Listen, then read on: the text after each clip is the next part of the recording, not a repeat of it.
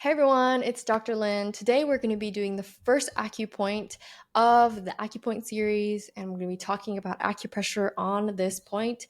Before we dive into the acupressure piece, I want to just talk and dive in and discuss and just like explore this acupoint that I chose today. So, we're going to be doing the 50 most important acupoints to know for your own self healing. And each one of them are going to be for different uses. So, some of them are for stress, some of them for more psycho emotional uses, some of them are going to be for nourishing yin, hormone balance, all of those different things. But we'll dive into it through each acupoint. The first point that I want to bring up in this series is lung 9. So, lung 9 is going to be the first point, and let's talk about it. So, lung 9 is the point that is known as the major point or source point of the lungs.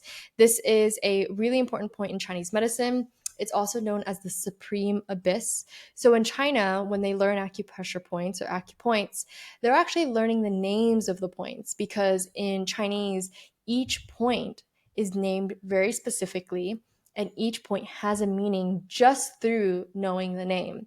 So the supreme abyss, let's think about this for a second. The supreme abyss is going to be about nourishing this deep part of you, nourishing a very profound level of you. And it's a very important point in Chinese medicine. When we're using this point in terms of as a clinician, as a practitioner, we want to be sure that this person really needs it. So, any of these points, we want to make sure that we're using it in a very specific way and also know that this is all educational. So, really using these points, you could put it in your toolbox, but know that each one of them have a very specific use. And the more that we can kind of match our current symptoms, our current experiences with the acupoints, the better. So let's dive into lung 9.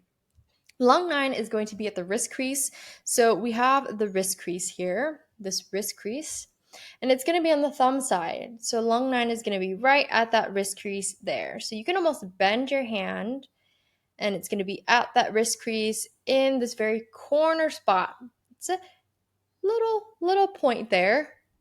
Okay, that point there is lung 9. We want to use this point to tonify yin, tonify lung yin. So anytime we have dryness, a dry cough, if we have asthma, if we have maybe a respiratory condition, if there's we have a cold, if we're coughing a lot, if we're sneezing a lot, if our immune system is down, maybe we feel like, that those times where you're feeling a little tickle come on and you're like, oh, maybe I'm getting sick. This is a great point to use because it's going to help boost our immune system. This point's also really great for helping to move out any mucus. So Chinese medicine, we say transforming phlegm, but it helps to move out any mucus. It also helps to regulate qi. So sometimes what happens is energy goes in a direction that it's not supposed to go into. This is a great point to redirect that. And sometimes what that looks like is where we're coughing a lot. I don't know if any of you have had this happen where like you have the bronchial spasms and it's like you have this cough and you can't stop coughing and you're in the middle of a class and you're like, oh my goodness, I can't stop coughing. This is a really great point to use. I wish I knew this when I was back in like undergrad and would like start coughing in the middle of class and it would be super embarrassing. Anyways, this is a really great point to use to help to redirect the energy of our lungs, because when we're having those bronchial spasms and we kind of can't control how much coughing we're doing or how much we're coughing, it's sort of like our energy is going up and up and up and it can't be controlled. So this is a really great point to really press on, to massage, to bring some energy here, to bring your intention here.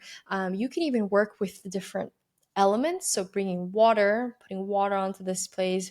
You can do diluted essential oils, things like that to this place as well. Maybe your acupuncturist might end up doing this point if you come in for like a common cold, if you have a cough, things like that.